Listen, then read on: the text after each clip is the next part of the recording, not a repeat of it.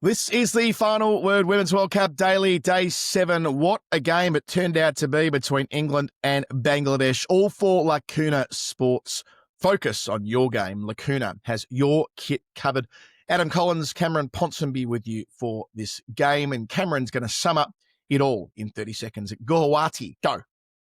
Spin to win. England spinners took 9 for 116 in their 37.4 overs, to be precise, to keep Bangladesh to what looked like to be a measly total of 178. But it wasn't measly at all. It stretched England all the way, and they only got their 6 down thanks to Heather Knight's 79 not out. However, it wasn't without controversy, as Heather Knight was given out on 3 separate occasions, all of which were overturned for various reasons, inconclusive or otherwise. But the moral of the story was England got home just about, her and Charlie Dean coming together with pretty much 70 or 80 still to win, and they saw them all the way home. England are 2 from 2, Bangladesh inches away from a famous victory. As a friend of mine with shall we say, an emotional investment in the result said to me, never in doubt, mate, never in doubt. Yes, look, it was a bloody close run thing. When Alice Capsey fell at 103 for 6, remembering their target was 179, they were in a world of pain. So Knight makes 79 not from 111, but she also puts on 79 with the ever-mature Charlie Dean, 27 from 56, but did exactly what she needed to do. The captain, Jyoti, didn't quite get it right at the end. I don't think, anyway, with her use of Fahima Khatun, who was absolutely superb, 3 for 16 from her 10. But at one stage, it looked like she was going to tear this game open with a couple of wickets in and over. The moments of controversy, the half-century earlier by Sabana Mostari, that just gave them something, bearing in mind she never made a one-day 50 before. And that brisk finish from Rabea Khan as well, which that 43 not from 27 balls, it got them to, I don't know, what you call the old something to bowl at vibes. Yeah. And then the way they started, the swinging ball, we're not talking a lot about the swinging ball in this tournament so far, but Marufa Akhtar had it hooping around corners and getting Amy Jones for 1 in the first over, nearly got Beaumont. She dropped her in the second over, but got her leg before eventually, had Knight given out on the field, overturned. There was a lot going on in an action-packed couple of hours. If England look at this, when they zoom out from this, and they'll actually be quite chuffed with this result. They'll be like, we were at risk of slipping on a banana peel after rolling South Africa for sod all a few days ago, of neutralising that excellent result with a really poor one, probably hurting their net run rate. But again, it's Heather Knight, the former captain, coming back from that vicious hamstring tear that kept her out of the entirety of the English summer, more or less. And now, as the senior pro, the player who they can really rely on, and has been the case for a decade. Well, England have kind of proved their point with one aspect of their win, in that in a pressurised situation, which are the areas where the criticism held against them is that scenarios exactly lost the ability to speak. That scenarios exactly like this, they crumble. And here, Heather Knight, the usual suspect, it has to be said, and Charlie Dean, who's now been appointed vice captain for this competition, have seen them over the line. So that is a good thing. That is a positive tick. On the negative side of things, it's the same kind of old stories against spin. Fahima Khatun, her 10 overs, she conceded just 16 runs and took 3 wickets. And England just kind of looked a bit of a rabble. It looked like they weren't going anywhere. There was 69 for 3, 78 for 5, 103 for 6. Emma Lamb had a pretty kind of torturous, I believe is the specific terminology for innings like this, where she got 1 off 12. The pressure built. She had to try and do something. She tried to go over the top, was caught at mid-on. And so those familiar criticisms of England were bubbling. They were ready to kind of be hit send on by journalists across the land. And they've been able to just knock them down the road. But I don't know. I always get surprised by how strong my emotions involving this team become. Because yes, on the one hand, they've won, they're 2 from 2.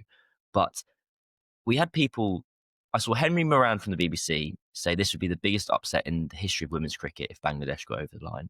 And I saw Tawid Qureshi, who is a very fine Bangladeshi journalist, say, no. It'd be the biggest upset in cricket, kind of full stop. Maybe he was kind of like fanning the flames a little bit just to add a bit of gusto. But this would have been Bangladesh's 3rd World Cup win ever. Full stop. Not 3rd World Cup qualification to a semi-final, 3rd individual victory. And given the kind of prestige and development of this England team and where they say they are and say they want to be, there should never be a contest really between these two sides. There should be a world where England are kind of sailing home against this Bangladeshi 11. And so in that respect, yes, they've got over the line, but it should never have come to this. And you don't want it to be a case that. But the reason you've got there is because Heather Knight, the person who's been doing it for 15 years, has had to do it again. Yeah, well, little wonder it's Heather Knight, right? And we'll talk more about her in a bit, I suppose. But yeah, what I was thinking when watching it was that maybe in top flight professional women's cricket, you're just not conditioned to facing bowling this slow anymore because things have evolved, right? In 2 World Cup cycles, we've gone from spin that was typically kind of like this to spin that's actually a lot quicker through the air. And I'm talking across the board here. Most spinners have more penetration bowling into the pitch. But Bangladesh are kind of old school in a women's cricket setup, and that goes to their development and their relative position in the professional pile as well, like being further down the pecking order and that type of thing. But gee, it worked today, didn't it? It's having and this is like almost park cricket stuff or the cricket that you and I might play on a Saturday or a Sunday. Sometimes the slower you bowl, the more difficult it can fundamentally be, so long as it's accurate.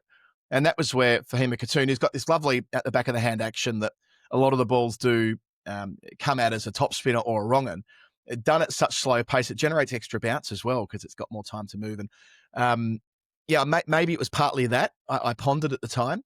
And had it been more conventional spin that they're used to at the moment, they might have done it more handily. But you're right, 3 for 16 off 10. And it was the bind that they put England in a passage of play before the 3rd wicket. So England did settle things down. After Tammy Beaumont fell, it was 29 for 2 in the 7th. And then when Siva Brunt falls in the 19th, there was a passage of play where they'd scored like 12 runs in 44 balls. That's to Nat Siva Brunt and Heather Knight. And that includes the controversial moment when Knight was caught and then overturned, I think still quite bizarrely, by the 3rd umpire, which we will doubtless return to in a moment when we're reviewing the decisions made by the 3rd ump today. But it was the squeeze that led towards the wicket, as is so often the case. So, yeah, it was a weird one. You're right. It would have been a huge upset, but let's remember that this is Bangladesh's second 50-over World Cup. They beat Pakistan last time. They beat Pakistan a few days ago. Pakistan had beaten England before, a long time ago, but it has happened.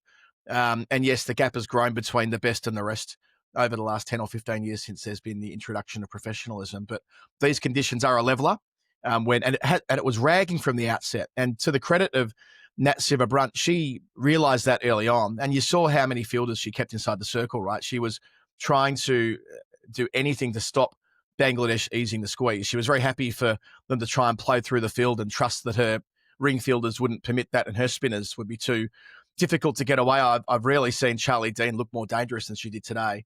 And Sophie Eccleston remains near on the best bowler in the world. So, yeah, it was an exercise in contrast, seeing the way that England's bowlers, England's spinners went about their work compared to those of Bangladesh, equally effective.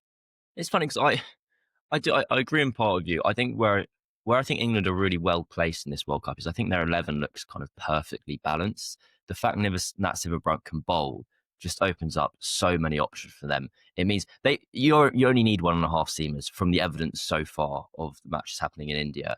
And today, when England bowled 12 overs a seam, that almost seemed overs. It seemed like that was too many. They didn't need to. Of the 12 overs that Bell and Siva Brunt bowled, that went for a combined 60 runs. So that's exactly 5s. And then the rest of the spinners are going, well, until kind of Alice Capsey and Lindsay Smith got a tiny bit of tap towards the end. They're basically going at like 2.5. Okay, yeah, you added up all up. They're probably gone at 3s, I reckon. And that includes shedding some runs at the very end when Rabea got away. And the crucial thing it allows them to do by Nat Siva Brunt being able to bowl is it means you have your all-rounders Alice Capsey at 7, basically, who can chuck down a bit more spin and really lengthens that batting lineup. And I know she only got 20, but it was a kind of momentum-changing 20, as it were. It's funny, I couldn't believe, I checked the card, she finished on 20 off 34, but she was on about a runnable 15, which in a small run chase, it did feel like it swayed the momentum. Totally. Yes, I understand your point about kind of the slower it is, the harder it is just to kind of muscle the ball away. And a lot of these players kind of use touch and timing to score their runs. But when you saw the way that Charlie Dean came out at the end in a high pressure situation and basically just went, I'm going to cut everything. Because the slower the ball gets, you're effectively the fuller a short ball is, if that makes sense. So if someone bowls 90 miles an hour, that you can bowl like a 7 to 8 meter length, and that's going to kind of be stump high or kind of through the waist or whatever. But if you're bowling 40 miles an hour, because it's slower and the batter has more time, that a good length delivery for someone bowling 40 miles an hour is so much fuller than it is for someone bowling quicker. And so you saw Charlie Dean kind of just ease her way into it. Heather Knight similarly I think she was 15 off 50, and she's finished, for the sake of argument, let's say 80 off 110, which means she's then gone 65 off her following 60. So once they cracked it, they did cruise and they did find the going pretty easy. I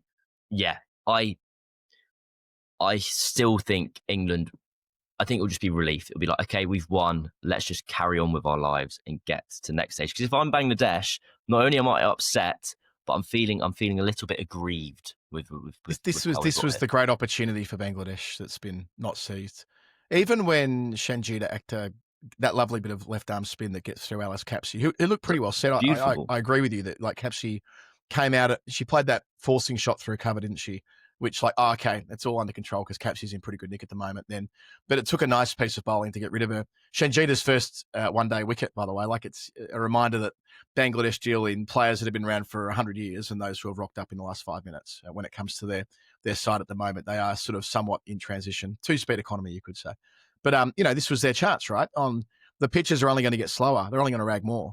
They roll England today and they're 2-0 and having a laugh. Now, obviously, the dynamic changes and they've won the game they would expect to hope to win, or at least a 50-50. I know that some people got cross the other day when it was described on this podcast as an upset that Pakistan lost to Bangladesh, but that's more to do with the fact that Pakistan have had more opportunities in these tournaments than Bangladesh, and thus you would expect in big games for them to have more about them. And it was a surprise when Bangladesh beat Pakistan a few years ago. I was in Pakistan at the time covering a test series, and it was received with real shock when Bangladesh beat them at a World Cup. So it's worth keeping that in perspective. But yeah, now Bangladesh will be back in the pack. If they're 2-0 with England under their belt, well, then thinking, what else do we need to do to qualify for the semi-finals? And now it's a different conversation entirely. But, I'm pleased that they've been able to, keep themselves in this game with the bat especially. It did look pretty grim. At one point, they were reduced to 130 for 7, and that was in the 43rd over. And I'm thinking, well, in reality, they're all at 140 here, all at 150. The 178, that final flourish at the end, is a big, towering 6 over deep mid-wicket, half a dozen boundaries for Abaya Khan. That gave them something. So it's not a complete misadventure for Bangladesh relative to where they are. And you're right, England will feel relieved. Sometimes you've just got to win ugly. You've got to forget about strike rates. And I know that there was a lot of scrutiny earlier about Ritu Moni finishing with 5 from 36. Not unreasonably, it did look ugly, but it was a tell on how challenging the conditions were, and strike rates can be thrown out the window on days like today. So there'll be other days when it's 350 versus 350, I should say. But this was absolutely not the conditions for a game like that, Cam. Spin dominated. I think we saw, England only bowled 12 overs a seam. Bangladesh 5 in response, and they're all from Maurice Blackburn. They might have bowled more than 5. She had to go off injured. God, she was good. She has been. It's kind of the same story as from the Pakistan victory. She has such an extreme style of bowling. So her figures are remarkable. They're 5 overs, 2 for 28. Okay, on the surface, fine, whatever. But she's bowled 7 wides. Yeah. 5 or 6 of them down the leg side, which makes complete sense because she sets the ball out from so far outside of stump and it hoops into the right-handers. And then occasionally, kind of inexplicably, it just holds its line and it continues. It looks ridiculous. I think she bowled 1 today. It almost starts outside the wide button. You think something's gone incredibly wrong, but the mechanics of the ball, of her seam position, which is always so perfect, must have just changed a little bit so it holds its line. So it doesn't surprise me she bowls a lot of wides, because how she can begin to control where that ball is going, I don't really know. It's one of those things that I'd love to... Dr. John Orchard, who's worked with the Australian men's team and women's team at different points, told me once, and I never had the... if I was a better journalist, I would have followed it up and done an article on this, about the way that women's shoulders are put together biomechanically rather, is different to men's shoulders, which is part of the reason for the exaggerated movement back towards right-handers. It's the angle that women are able to let the ball go out nearer to the ear, I suppose it must be, that men find it harder to do with the way their shoulders are built. Fascinating stuff. But, you don't see men move the ball like that. It was sort of Shrubsole-esque, wasn't it? At the peak of her ridiculous hooping powers, watching her bowl today. And as I say, she blew the pad off of both Jones and Beaumont early on. Beaumont was lucky to get as deep into the innings as she was. She was dropped by Marufa in the second over when the score was only 6. And at that moment, I'm like, this is just the Bangladesh story writ large. More to do with the men than the women. I'm projecting the men onto the women when I say that, but finding ways to conspire against themselves. But yeah, they did vaguely keep it together through that passage of play. And should we just briefly, Cam? I'm pondering whether this should be Hall of Fame or not. You know what? Let's park it. Let's go to the Hall of Fame after the break, and that's where we can talk about some of the third umpiring decisions. And I think you'll have opinions on that. Before doing so, a reminder that this show is brought to you by Lacuna Sports, and what a great partnership it is. Let's get women and girls in teamwear that fits, Cam. Let's get women and girls wearing the clothes they should be wearing. That's what Lacuna do. They're removing barriers for women and girls who want to play cricket. We know that dreadful data about the number of girls who drop out of sport is pretty consistent as well. 70% who drop out when they're teenagers. There are lots of reasons for this. There are lots of studies. But one of the deterrents for women and girls, is the appropriate or inappropriate, inadequate kit and teamwear. And that's where Lacuna has come in to save the day without wanting to overplay their place. So, I mean, you come from a club with an amazing girls and women's section. So you've seen firsthand what it must be like in the last 5 or 6 years. Participation rates through the roof. More women and girls who've never touched a bat or a ball growing up going, this can be a game for me. Little girls seeing women and girls play on television, which would have been scarcely believable 10 or 15 years ago. And this is clearly a missing link, isn't it? Yep. There's a huge growing section of kind of women's and girls cricket at Spencer. So Spencer is my club in Southwest London, and a line that an old director of cricket used to use is that it was the biggest cricket club west of Mumbai. So we've got about 1,500 juniors and 500 of those are girls. And amazing. So, well, really what I should be doing is getting the kind of chief operating officer or CEO of Lacuna in touch with the powers that be at Spencer and creating a commercial partnership where I can see some fruitful business and well, you know what? It's more than that, isn't it? My thing since starting this last week or whatever it was now is that, like, if you run a club, if you are a club secretary or a club captain or you're fixture secretary or you're on the committee or you're the president or whatever, you're trying to grow your club, you're trying to make it more sustainable. There are so many challenges for cricket clubs out there which are making it difficult to make ends meet. This is one area where the club can grow and thrive. It's recruiting girls and women. Make it easier for them. Check in with your women's team. Check in with your girls. Are they happy with what they're wearing? Is it good for them? If not, check out lacunasports.co.uk. Check out their story as well on Instagram at Lacuna Sports UK. That's all in our show notes, of course. And then get in touch with them to discuss your teamwear with what might be possible for you and your club. It makes an enormous amount of sense to me, as I'm sure it will to most people who are listening to the Final Word Daily, which will return in just a moment. All right, Adam Collins, Cam Ponsonby will wrap up our show today with the Hall of Fame, day 7 of this tournament. England defeating Bangladesh by 4 wickets.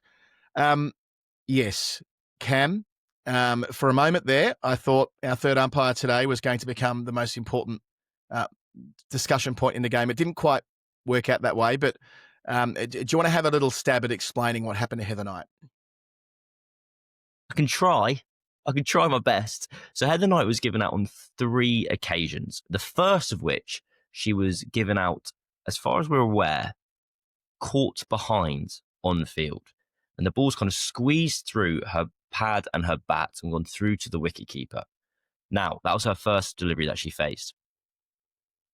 The review starts, and the third umpire goes, we have a player review for LBW.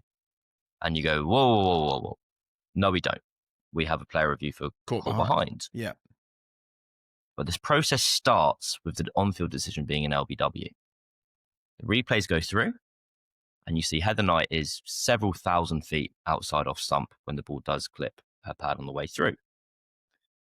We're then having to work out in this kind of in-betweeny frame. It's not clear. It's a mess. It is, the word of the day, inconclusive, is the word that the third umpire uses regularly. Yes.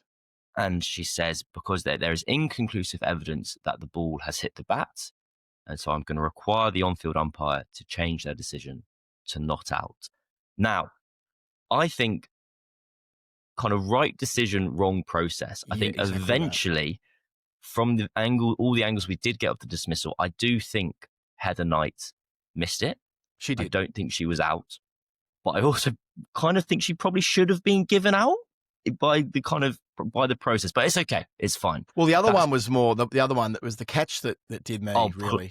Please. The catch. So in the 15th over, I know that soft signal's gone, and I know inconclusivity is an increasingly big part of the conversation. But yeah, with Shauna Actor there, this is the period when that squeeze is on that I mentioned before. 13 runs in 44 balls, and they're absolutely all over them. And yeah, Gayathri Venugopalan, that's a good attempt at the pronunciation from me of the third umpire. Right in the middle of the game, sent upstairs for the catch. The issue was that whether the ball had touched the ground, but aren't third umpires being told not to say that anymore? Aren't we being told that the advice is we're not talking about whether balls have touched the ground because of the prospect of the grass between the fingers? Like we're being taken on a bit of a journey by the advice the professional elite umpires are given, and increasingly they're trying to explain their workings in a way that will remain vaguely consistent. So when you hear that term, not sure if fingers are underneath it, ball might have touched the ring. No, that's kind of not the point. It's about control. The story that we keep getting told is it's not about column A, it's about column B. Control is the story, and I don't think I heard the word control used at all in the deliberations there. This is where it gets tricky, and this is where I think that, and there was another one later as well where eventually the correct decision was arrived at, but we went through about 700 frames. And I genuinely thought that was going to be overturned as well. Genuinely. We were giving it a fair crack to make you that can not see out. that every effort as well, every replay gets added, the probability of it being overturned is heightened, I think, as a rule. But I'm a broken record on this, Cam. I think what they've done on this tournament is terrific, having all women on the panel for on-field and third umpiring. That's absolutely brilliant. It's a sign of the way the game's evolved in the last few years. But male, female, otherwise, when it comes to TV umpiring, I'm stridently of the view that we need to have a group of specialised TV umpires who only do that role in all elite matches, Test cricket, televised cricket, global tournaments, and they work together collaboratively as a team. Maybe there's 10 or 12 of them or whatever it is, and that's their only role, to interpret the technology. And what you get around there is the vagaries of the language that I'm talking about here, which adds to the confusion. What you've described in the first dismissal, what I've described in the second dismissal, both of them were more confusing than they needed to be because the communication back to the public and back to the players was so off that it meant that everyone feels a bit, what the fuck's going on here, right? And I sort of feel like there is a way around this just by having a consistent, unified voice. And that's not saying that these umpires aren't terrific on-field officials. Of course they are. They wouldn't be on the elite panel if they weren't. But being a great on-field umpire does not make us a great TV umpire. They are increasingly separate skills. It was the phrasing. It was the fact that conclusive decisions were being made off the back of inconclusive evidence, and the kind of to be fair, the information was delivered in a very calm and kind of don't know if informative is the right word manner, where I went like, I'm following this, and I was here and I was like, this isn't making sense in my head. And to be fair, the first viewing I saw of the catch at cover, I thought maybe the ball had split through her fingers, and I wasn't really sure. But then it was. But does anyone doubt she was in control of the ball? Like if you put 100 cricket people in a line, Heather Knight's walking off. She's gone. Heather Knight knew she was in control of the ball. See Lottie's response. Lottie couldn't believe. I was about to say that. Lottie couldn't believe it. Lottie couldn't. I'm pretty sure if Charlotte wasn't coaching England and she was having a conversation on the final word with us, she would have said, "This is ridiculous." Did you? So for context, there's the camera trained on Charlotte Edwards, obviously England head coach, when it flashes up on screen, kind of not out, and a genuine joy is etched across her face. She celebrates, and I couldn't. It was a moment where I went, I don't think I care personally that you've celebrated that, but it's the type of thing where I was like, if you lose this game, I don't know if it's a great look. I wondered whether from like a comms perspective, the kind of England communications team was going like, don't do that. Please don't do that. I get it though. I reckon it would have been like, she's just like, really? Wow, what a bonus. What a bonus that Heather Knight remains at the crease and goes on the strum 79 not to win a World Cup game. You know? Yeah, well, you put it that way. Because I don't think there's anyone doubts that. I mean, I might be wrong. I might be interpreting this incorrectly, but my sense is that cricket people would watch that 100 times and say she controlled the ball. Wow. Is it inconclusive whether the ball touched the turf? Totally. It's borderline impossible to tell whether the grass was through the fingers and touching the ball. But again, to come back to my first point, we are being educated by the elite umpires constantly as journalists, and indeed when they talk on TV, like Simon Torfel's very good at this on Channel 7, about control being the defining point, not ball happening to concurrently touch a blade of grass or not. And you might think that sounds weird. If the ball touches the turf, then shouldn't it be not out? Okay, I understand it sounds weird, but in practice, that's the way this is being interpreted, since low catches are being so often reviewed by the TV umpires. Anyway, that's the Hall of Fame. Specialist TV umpires now.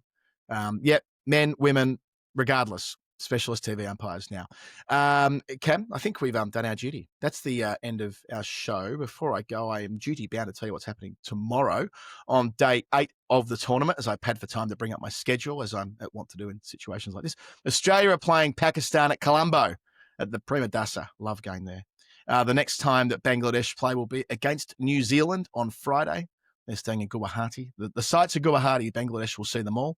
And England are travelling to Sri Lanka to play Sri Lanka, also at the Prima Dasa, and that is on Saturday. Cam, I'm not sure when you're next on the pod. I'm sure it'll be in the next couple of days. I'll be back in the next couple of days as well. Our wider cast of Firdaus, and Daniel, and Jeff, and Ben, and Fidel. We can't wait to bring you every single day of this tournament on behalf of Lacuna Sports. Make sure you get in touch with them if you want to help your women and girls section wear the appropriate kit. Cam, it's been fun. We'll chat again soon. All right. Bye-bye.